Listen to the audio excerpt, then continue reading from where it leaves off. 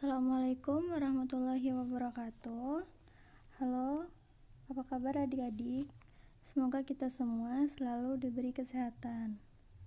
Nah, pada pembelajaran kali ini kita akan belajar mengenai termokimia 2. Jika pada pembelajaran sebelumnya kalian telah belajar termokimia 1, semoga masih pada ingat ya apa saja yang dipelajari pada termokimia 1, seperti sistem, lingkungan, ada sistem terbuka, tertutup, terisolasi, lalu ada reaksi eksoterm, endoterm, kemudian ada sedikit otak-atik pada persamaan kimia.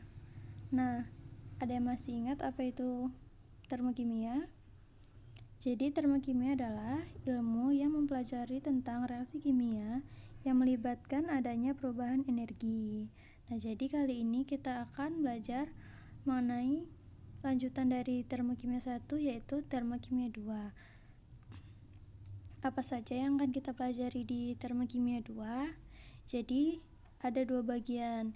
Nah, bagian pertama kita akan mempelajari tentang perubahan entalpi standar. Apa itu entalpi? Ada yang masih ingat? Jadi entalpi itu istilah yang menyatakan energi yang ada di dalam suatu reaksi kimia. Apakah entalpi itu bisa dihitung? Tidak. Jadi entalpi itu tidak bisa dihitung nilai pastinya, tetapi yang bisa kita ketahui adalah perubahannya, keadaan awal dan keadaan akhir. Nah, jadi perubahan entalpi standar ini atau lambangnya delta H0 merupakan perubahan energi yang terjadi pada reaksi kimia di keadaan standar. Nah, bagaimana keadaan standar itu? Yaitu berlaku pada molekul 1 mol, suhu 25 derajat Celcius dan tekanan 1 atm. Nah, ada apa saja sih perubahan entalpi standar itu? Jadi ada banyak jenisnya. Nah, yang perlu kita ketahui di sini ada 3. Yang pertama, perubahan entalpi pembentukan standar atau lambangnya delta H0F. Nah, F di sini dari istilah bahasa Inggris formation. Nah, yang kedua, perubahan entalpi penguraian standar atau delta H0D. Nah, D di sini adalah denaturation. Lalu yang ketiga, perubahan entalpi pembakaran standar atau delta H0C. C di sini adalah combustion. Jadi untuk membedakannya, pembentukan itu F, penguraian itu D, dan pembakaran itu C. Nah, yang pertama perubahan entalpi pembentukan standar delta H0F. Ciri-ciri dari perubahan entalpi pembentukan standar ini, reaksinya dibentuk dari unsur-unsur bebas. Jadi reaksinya itu pembentukan, lalu membentuk 1 mol senyawa. Biasanya ditunjukkan dengan koefisiennya yang 1. Nah, misalkan ada delta H0F H2O min 285 kJ. Artinya apa? Nah, karena ini entalpi pembentukan, jadi H2O menjadi produk. H2O menjadi produknya. Nih. Lalu membentuk 1 mol, jadi H2O-nya harus 1 mol. Nah, kemudian apa saja unsur-unsur bebas pembentuk dari H2O? Ada H2 dan O2. Ingat, H dan O itu tidak bisa berdiri sendiri di alam. Jadi mereka berikatan kovalen dengan sesamanya membentuk unsur diatomik. Jadi H2 dan O2. Kemudian kita setarakan. Di kanan H-nya 2, di kiri hanya 2, sudah sama. Kemudian di kanan O-nya 1, tapi di kiri ada 2. Jadi kita harus setarakan. Nah, karena yang kanan itu harus membentuk 1 mol, jadi yang harus ngalah yang sebelah kiri. Jadi sebelah kiri kita kasih koefisiennya setengah. Jadi setengah kali 2 kan 1. Jadi O-nya kiri dan kanan sama-sama 1. Kemudian delta H0-nya min 285 kJ. Nah, ini artinya apa? Artinya pembentukan 1 mol H2O itu dibentuk dari 1 mol H2 dan setengah mol O2. Nah, karena tandanya min, jadi melepaskan kalor atau energi sebesar 285 kJ. Nah, karena melepaskan kalor, jadi termasuk reaksi eksoterm.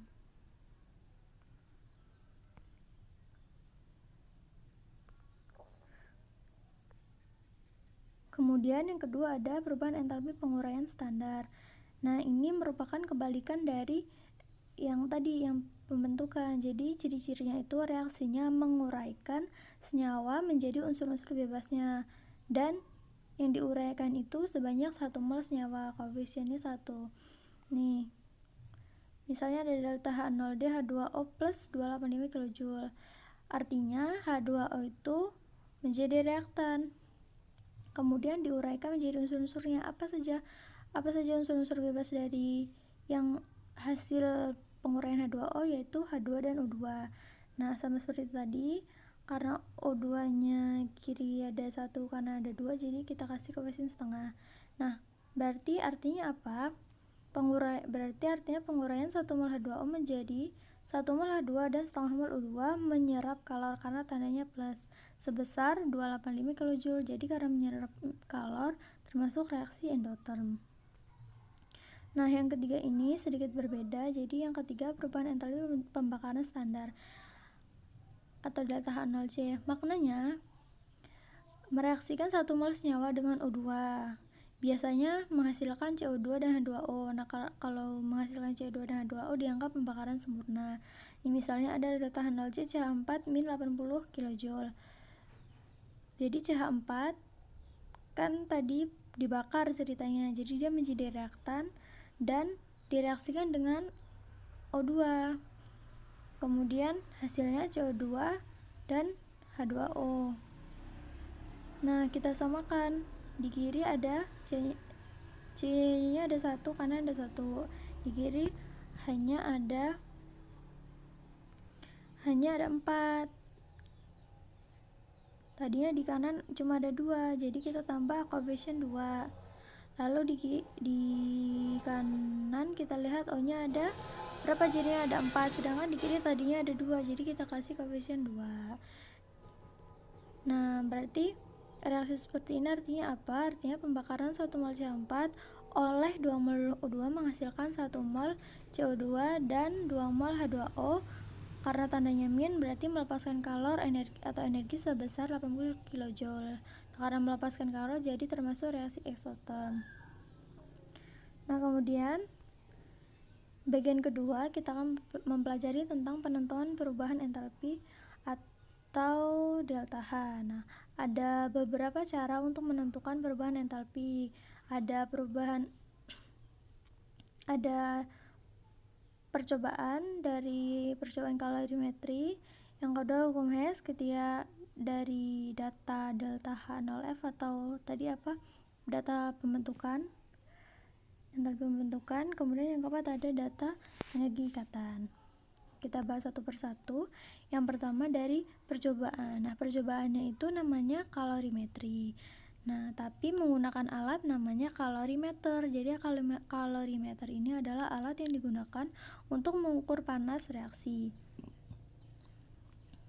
Percobaan ini mengikuti prinsip asas Black, yaitu kalor yang diserap akan sama dengan kalor yang dilepas selama reaksi berlangsung. Nah, jadi Q serap sama dengan Q lepas. Nah, rumusnya Q larutan sama dengan MC delta T. Mungkin kalian pernah mendengarnya, di mana M adalah massa total, C kalor jenis air, dan delta T itu perubahan suhu T akhir dikurang T awal. Nah, jika kita sudah mendapatkan Q larutannya, karena Q larutan sama dengan Q reaksi, jadi kita bisa mengetahui delta H-nya, yaitu untuk mencari delta H Q reaksi per N. N ini mol dari senyawa yang kita cari delta H-nya, reaksi kimia yang kita cari delta H-nya. Lalu yang kedua dengan hukum Hess. Kumhes itu bunyinya kalau reaksi hanya bergantung pada keadaan awal dan keadaan akhir, tidak bergantung pada jalannya reaksi atau jumlah tahapan reaksi. Jadi bisa aja satu reaksi itu terjadi melalui beberapa tahap. Nah, dengan berbagai tahap itu tidak mempengaruhi kalau reaksinya, tapi yang mempengaruhi itu keadaan awal atau produk dan keadaan akhir atau keadaan awal atau reaktan dan keadaan akhir atau produknya. Nah, sekarang kita lihat contohnya. Ada dua reaksi yang diketahui seperti ada dua nih, 1, 2. Nah, masing-masing ini memiliki delta H masing-masing. Kemudian kita diminta untuk menentukan delta pembentukan NO2. Nah, reaksinya seperti ini. Nah, caranya gimana? Caranya kita otak-atik dari kedua reaksi yang diketahui ini gimana nanti akhirnya dia seperti reaksi yang diinginkan. Ini namanya reaksi target. Ini reaksi target. Nah, sekarang reaksi targetnya gimana? Yang sebelah kiri dia maunya N2 dan setengah N2 dan O2. Sekarang kita lihat di atas yang mana yang ada setengah N2 dan O2. Ternyata ada yang pertama. Jadi yang pertama kita pakai. Kemudian kita mau O2 sebelah kiri, di sini juga ada O2 sebelah kiri, berarti kita pakai. Lalu reaksi targetnya mau yang kanan ada NO2. Nah, yang di atas kita lihat mana yang ada NO2 nya di kanan, ternyata yang kedua, jadi kedua kita pakai. Setelah kita pakai semua, jadi langsung saja kita jumlahkan. Nah,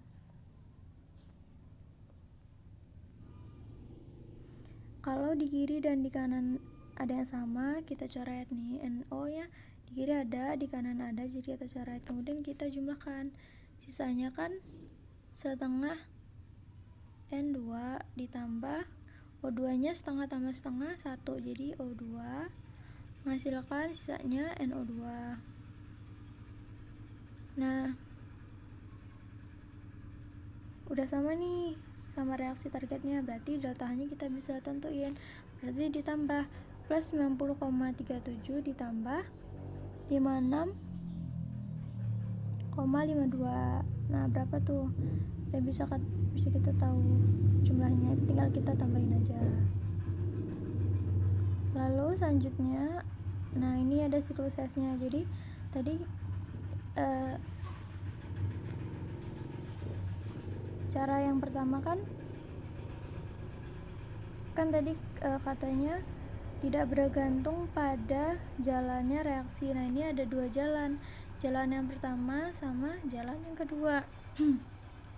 Ternyata setelah dijumlahkan jalan yang ini itu hasilnya sama dengan jalan pertama, jadi tidak berpengaruh. Tapi yang berpengaruh keadaan awal dan akhir. Kalau awalnya ini, akhirnya ini, delta H-nya nggak sama dengan awalnya ini, akhirnya ini, ya kan? Ini nggak sama kan? Nah, seperti itu maksudnya. Jadi walaupun jalannya banyak, tidak mempengaruhi kalor satu reaksi. Kemudian yang ketiga ada dari data delta 0F, delta H0F atau data entalpi pembentukan. Nah, rumusnya itu delta H reaksi sama dengan jumlah delta H0F produk dikurang jumlah delta H0F reaktan. Misal diketahui delta 0F dari A X kilojoule, yang B Y kilojoule, dan yang C Z kilojoule. Sekarang kita diminta untuk berapakah delta H dari reaksi 2A plus C menghasilkan 3B. Nah, tinggal kita tulis nih rumusnya. Delta H dari produk, kita lihat produknya 3B, berarti 3 dikali delta H0B Y, berarti 3 dikali Y, dikurang jumlah delta H0F reaktannya. Nah, reaktannya ada 2A sama C. 2 dikali yang A berapa? X kilojoule, berarti 2 kali X ditambah yang C Z kilojoule, berarti 2X ditambah Z berapa. Kemudian tinggal kita kurangi, berarti 3Y min 2X min Z. Nah ini satuannya nanti kilojoule. Nah ini sebenarnya di soal nanti ada angkanya, cuma untuk mempermudah jadi dimisalkan dengan huruf dulu. Nah dan yang terakhir ini berdasarkan data energi ikatan. Apa itu energi ikatan? Energi ikatan adalah suatu energi atau kalor yang diperlukan untuk memutus satu mol ikatan dari suatu molekul dalam wujud gas. Bagaimana untuk mencari delta H reaksi berdasarkan data energi ikatan? Jadi rumusnya jumlah energi ikatan reaktan dikurang jumlah energi ikatan produk. Nah misalnya ini ada contohnya. Maaf, ini harusnya H-nya di sini. H di sini. Nah, nanti kalian bisa download lah PPT-nya yang benar, ini karena di HP jadi acak-acakan. Jadi intinya yang diketahui nanti adalah beberapa energi ikatan nih. Ada CC, cerangkap C, cerangkap 1 C, CH, CCl, HCl dan lain-lain. Misalnya kita diminta untuk menghitung delta pada reaksi C2H4 plus HCl menghasilkan CH3 CH2Cl. Nah, kita hitung dulu satu persatu. Misalnya CH di sini. CH di reaktan ada berapa? 1, 2, 3, 4 kan? Lalu berarti 4 dikali CH. CH tuh C, berarti 4 kali C. Lalu ada CC. Lalu ada CC nya ada 1, berarti A ditambah HCl berarti ditambah E. Ini HCl tambah E berarti yang ini. Lalu dikurang yang produk yang kanan. Misalnya CH nya ada berapa? Ada 5, berarti 5 kali C. Lalu ada CC, berarti cuma ada 1, berarti ditambah B. Lalu ada CL, itu D, berarti ditambah D. Kemudian dijumlahkan semuanya, yang reaktan dijumlahkan, yang produk dijumlahkan, kemudian yang reaktan dikurang dengan produk, kemudian diperoleh hasilnya seperti ini. Jadi ini untuk contoh pakai pemisalan huruf dulu, tapi nanti di soalnya ada angkanya. Jadi untuk membedakan dari keempat cara ini, untuk energi ikatan pasti yang diketahui ada ikatan-ikatan. Nih ada energi ikatan-ikatan. Nih ada energi ikatan-ikatan. Lalu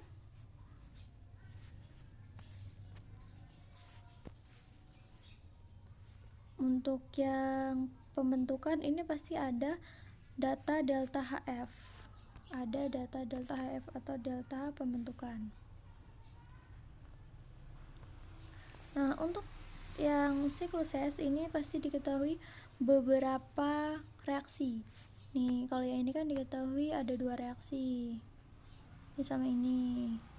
Dan reaksi itu pasti punya delta H masing-masing. Kemudian kalian akan ditanyakan delta H pembentukan suatu reaksi yang ini unsur-unsurnya ini ada di dalam yang diketahui ini. Kemudian kalau untuk yang percobaan kalorimetri ini menggunakan data hasil percobaan. Nah, sekian pembelajaran kita hari ini. Semoga kalian bisa mengerjakan soal-soal dan kalian bisa memahami tentang termokimia 2. Bagi yang masih belum paham, silakan bertanya melalui komen di bawah Atau untuk khusus untuk murid saya kelas 11 IPA 5 dan IPA 6, silakan bertanya melalui WA. Saya akhiri, wassalamualaikum warahmatullahi wabarakatuh.